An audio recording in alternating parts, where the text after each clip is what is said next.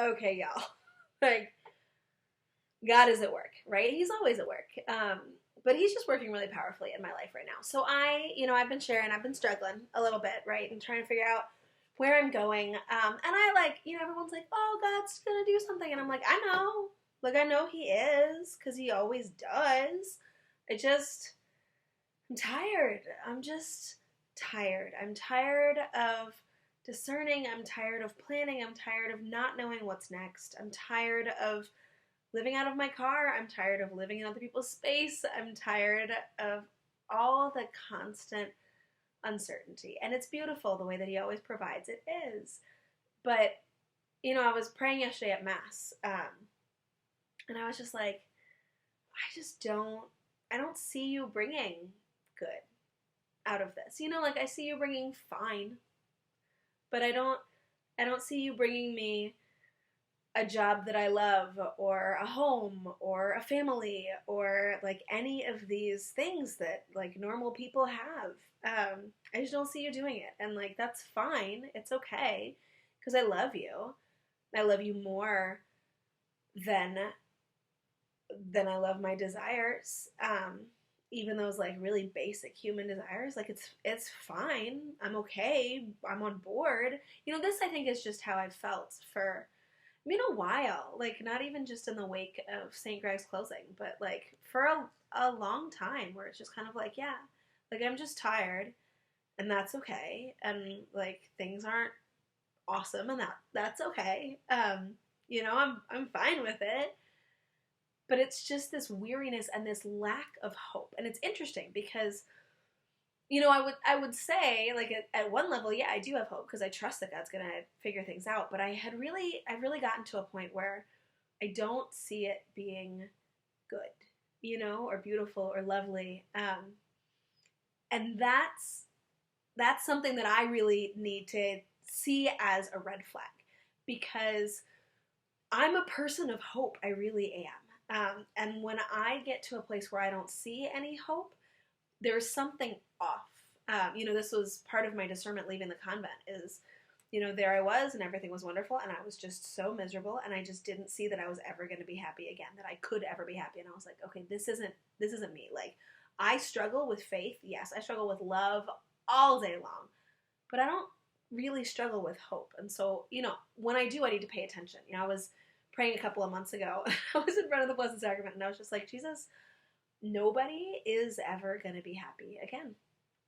And that was when, like, the devil kind of showed his hand, right? And I was like, okay, hang on. Like, that's too much even for me. That's, like, serious despair. That's the devil trying to trick me. And I, like, got prayed up, and I was okay. But anyway, so I was praying about this last night, and I was like, I'm just tired. And I just don't have hope. And I need to work on hope. Well, the Father starts his homily, and he preaches the whole time on hope. And I was like, yeah, I know, I get it. And then I went to my meditation today, and I've been telling y'all I've been struggling with prayer, and so I decided that during Advent I was going to be very biblical in my prayer. I do a lot of I read the Bible, and then I sit and stare at Jesus, and I try just really to be open and to be still and to let him guide my prayer, and it just hasn't been working. So I was like, okay, I'm going to do Lectio Divina, very deliberate, slow Lectio Divina. So I pull up my Advent boot camp, which you can find on my website, piercedhands.com. And I was like, I'm just going to use, during Advent, the readings from my Advent boot camp. And I'm going to pray on those. And so today was Isaiah 40. In Isaiah 40, we did the other day, comfort, comfort, oh my people. Here is his reward with him, his recompense before him, like a shepherd, he feeds his flock, that stuff. And it was great, and it was beautiful, and I was like, this is really good.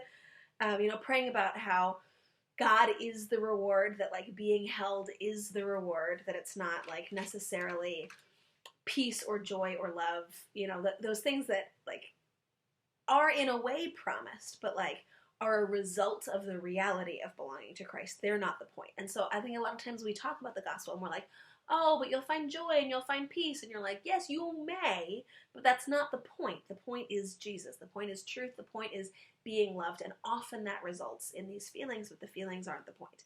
But then I get to the end, which is today's passage, Isaiah 40, 25 to 31. And again, read it 1,000 times. It's highlighted. It's even underlined. Wrote a song with these lyrics when I was in grad school. Like, I know this stuff. And I was reading, he does not faint nor grow weary. His knowledge is beyond scrutiny. And then verse 29, he gives strength to the fainting.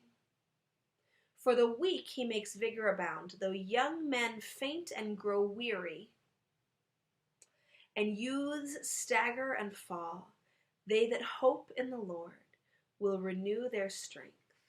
They will soar as with eagle's wings. They will run and not grow weary, walk and not grow faint. And so I was just praying on this weariness that I have, and on the Lord saying, I need you to hope in me. The only way that you're going to survive is if you really have hope. And so I was just like sitting in that. And then I get to my Bible study that I do with the girls here, and it was just kind of weird because there were like some other girls who didn't want to be at Bible study who were like in the room that we were using, and I was like, well, you don't have to leave, but then we didn't like really start Bible study. But I asked like, what are y'all doing for Advent? And one of them was like, well, what's Advent? And so I was explaining, and I talked about this experience that I had in prayer, and I like pulled out Isaiah 40, and I was reading to them and talking about weariness and hope. And then some other girls came in, and I was like, so what's your favorite Bible verse? You know, they had never been before. And they like weren't there for Bible study. They were just there because their friends were there. But I was like, what's your favorite Bible verse? And one of them was like, that one about they will soar as with eagle's wings. And I was like, yeah, I just read that. And so I read it. And somebody else was like, yeah, my favorite is that one. It's actually Isaiah 40, verse 31. And I was like, I'm like a Catholic girl. She knew the citation and everything. And this isn't Philippians 4:13 or John 3:16. This is like something different. And I was like, okay. And then I come in here to do this video, you know, and the first one was Our Lady of Guadalupe, beautiful. And then they that hope in the Lord will renew their strength. They will soar as with eagle's wings. They will run and not grow weary, walk and not grow faint. So I don't know how the Lord is trying to give me hope. I don't know what he's trying to teach me. I know that I need to be reading some scripture on hope for sure. And a lot of the scriptures that I memorized when I was in the convent were like, stop being miserable and hating everything. There is hope for your life. So I can go back to a lot of those, but I'm not exactly sure what it is that the Lord is trying to say or trying to do in terms of like how I'm going to regain that hope, but it's just such a profound promise. This is half a dozen times in the last 30 hours when the Lord has said, you are weary, and I want to teach you to hope. I want to give you the ability not just to trust that like everything's going to be okay, but that everything's going to be glorious. And not just it's going to be glorious in eternity, but like I have something incredible for you right now, and you don't have to settle, and you don't have to just like resign yourself to an average and mediocre life. And I know like I do amazing things and everything's wonderful, but like if you have a home and a family and a community and a life, like you're just really, really, really blessed. You're just really, really, really blessed.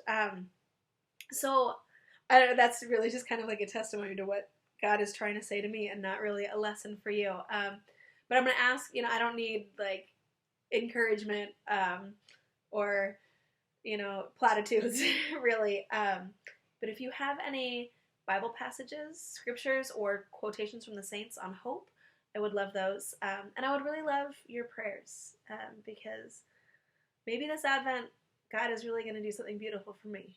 That would be lovely. So thanks for listening. Thanks for praying.